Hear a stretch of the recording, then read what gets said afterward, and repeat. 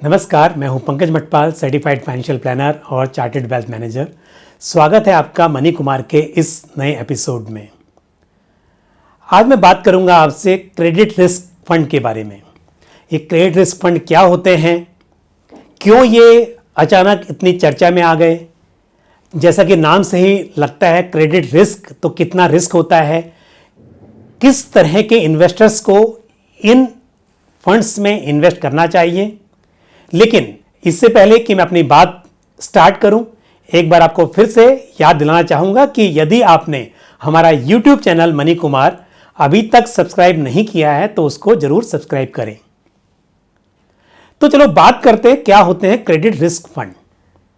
मैंने इससे पहले एपिसोड में भी एक बार बात की थी आपसे डेट फंड्स के बारे में। म्यूचुअल फंड्स में equity funds, date funds, gold fund, इस तरह के डिफरेंट कैटेगरी के फंड्स होते हैं। म्यूचुअल फंड इन्वेस्टर से जो पैसा कलेक्ट करते हैं उस स्कीम के ऑब्जेक्टिव के हिसाब से उसको इन्वेस्ट करते हैं। वो पैसा कहां पर इन्वेस्ट होता है उस हिसाब से स्कीम की कैटेगरी डिसाइड होती है। अगर डेट फंड है तो इसका मतलब उस स्कीम में जो पैसा आया है वो पैसा दूसरे बैंक्स को या सरकारी या गैर सरकारी कंपनीज को लोन देने के लिए इस्तेमाल किया जाएगा। तो कोई भी डेट फंड हो, वो डेट फंड का पैसा दूसरे इंस्टीट्यूट्स को, कंपनी को लोन देने के लिए यूज किया जाता है। और ये जो लोन दिया जाता है उस लोन के बदले में जो पेपर मिलते हैं उनको bonds, debentures, treasury bills, certificate of deposit, commercial paper, इन विभिन्न नामों से जाना जाता है। तो अल्टीमेटली अगर किसी डेट फंड का पोर्टफोलियो देखेंगे तो उस पोर्टफोलियो में आपको bonds, debentures, government securities, CPs, CDs, इस तरह की सिक्योरिटीज दिखाई देंगी। बट अल्टीमेटली ये सिक्योरिटीज क्या हैं? ये जो म्यूचुअल फंड ने पैसा लोन दिया है उसके बदले में मिले हुए पेपर्स हैं। अब ये जो लोन है ये किसको दिया जाता है? ये जैसे मैंने अभी बताया कि अगर गवर्नमेंट को दिया हुआ है तो मतलब वो आपको ट्रेजरी बिल के रूप में दिया हुआ है गवर्नमेंट को, जीसैक है, वो गवर्नमेंट सिक्योरिटी है। अगर किसी कॉर्पोरेट को दिया है तो वो बॉन्ड्स या डिबेंचर के रूप में पैसा दिया होगा। अब ये जो बॉन्ड्स, डिबेंचर्स जो होते हैं ये सिक्योर्ड भी हो सकते हैं, अनसिक्योर्ड भी हो सकते हैं। और ये किसी बहुत अच्छी फाइनेंशियली स्ट्रांग कंपनी को भी दिया जा सकता है और कोई छोटी कंपनी को भी दिया जा सकता है। अब आप पूछेंगे कि छोटी कंपनी को क्यों देंगे? तो सीधी सी बात है, अगर इंडिविजुअल पर्सन भी कभी लोन के लिए अप्लाई करता है और उसका प्रोफाइल बहुत अच्छा है, उसका सिबिल स्कोर अच्छा है, वो अच्छे कॉर्पोरेट में जॉब करता है या गवर्नमेंट सर्विस करता है, तो बैंक्स उसको कम इंटरेस्ट रेट पर लोन दे देते हैं। अगर उसका सिबिल स्कोर, क्रेडिट स्कोर अच्छा नहीं है या वो कोई अनऑर्गेनाइज सेक्टर में जॉब करता है या उसका खुद का कोई छोटा मोटा काम है, तो बैंक्स उसको अधिक ब्याज पर लोन देते हैं, ज्यादा इंटरेस्ट रेट पर लोन देते हैं। या कई बार तो बैंक ऐसे प्रोफाइल को लोन देते नहीं है, फिर एनबीएफसीज उनको लोन देती हैं।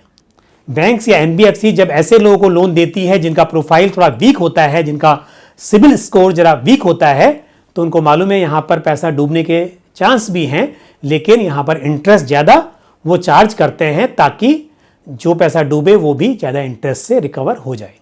तो इसी तरह से म्यूचुअल फंड्स भी ज्यादा इंटरेस्ट कमाने के लिए कुछ पैसा छोटी कंपनीज को जिनकी फाइनेंशियल स्ट्रेंथ अच्छी नहीं है उनको देती हैं। तो यहां पर डेट फंड्स में 16 कैटेगरीज हैं। ओवरनाइट फंड्स से लेकर फ्लोटिंग रेट फंड्स तक 16 कैटेगरीज बनाई गई हैं। जैसा कि नाम से ही लगता है कि क्रेडिट रिस्क, यहां पर सेबी ने बोला है कि ये जो म्यूचुअल फंड का पैसा है, स्कीम का पैसा है, ये कॉर्पोरेट को दिया जाएगा। 65% of AUM, total asset under management, जो टोटल पैसा है उसका 65% कॉर्पोरेट को दिया जाएगा। और ऐसे कॉर्पोरेट को जिनकी रेटिंग हाईएस्ट से नीचे होगी। मतलब यहाँ पर AAA रेटेड या A+1 रेटिंग वाले पेपर नहीं होंगे, इस तरह की रेटिंग वाली कंपनीज नहीं होंगी। तो ये AA- या उससे नीचे की जो कंपनीज होती हैं उनको लोन दिया जाता है। मतलब कि जो बॉन्ड्स या डिबेंचर क्रेडिट रिस्क फंड के पोर्टफोलियो में होंगे वो AA- या उससे नीचे के रेटिंग वाले होंगे। तो यहां पर रिस्क ज़्यादा होता है।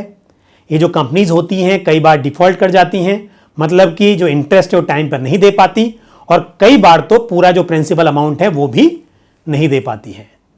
तो क्रेडिट रिस्क फंड में दूसरे फंड के मुकाबले, जैसे मैं इसके बहुत ही एक क्लोज कैटेगरी का फंड है कॉरपोरेट बॉन्ड फंड।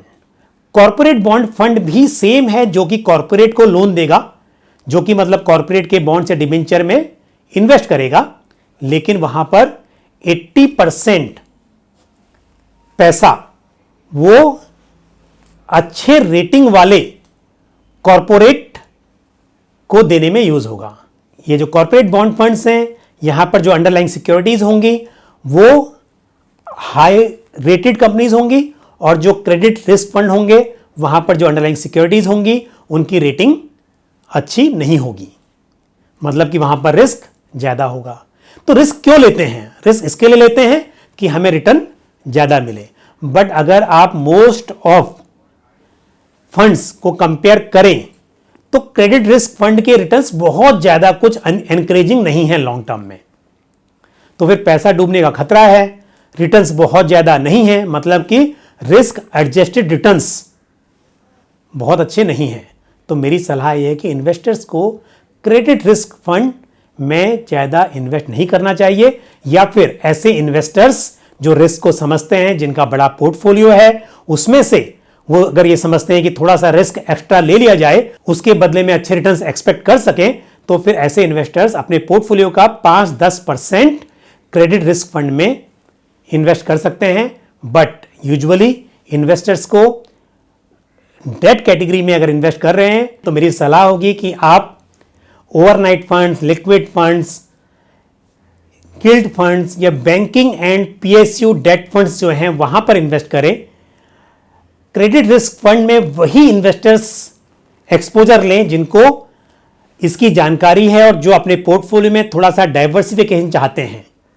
मुझे उम्मीद है कि आपको ये जो जानकारी मैंने दी ये शायद समझ में आई होगी। अगर आपको हमारा वीडियो पसंद आया हो तो इसको लाइक करना ना भूलें, और साथ ही इसको जितना अधिक से अधिक हो सके उतना इसको शेयर भी करें। और कमेंट बॉक्स में अपने कमेंट लिखकर आपको क्या अच्छा लगा, आपको क्या और जानकारी चाहिए, कोई सवाल हो आपके, वो कमेंट बॉक्स में जरूर लिखें। और साथ ही आपने यदि हमारा YouTube चैनल मनी कुमार अभी तक सब्सक्राइब नहीं किया है तो इसको सब्सक्राइब जरूर करें। इसी तरह की और महत्वपूर्ण जानकारी के साथ आपसे फिर मुलाकात होगी। तब तक के लिए अपना ख्याल रखिए। जय हिंद।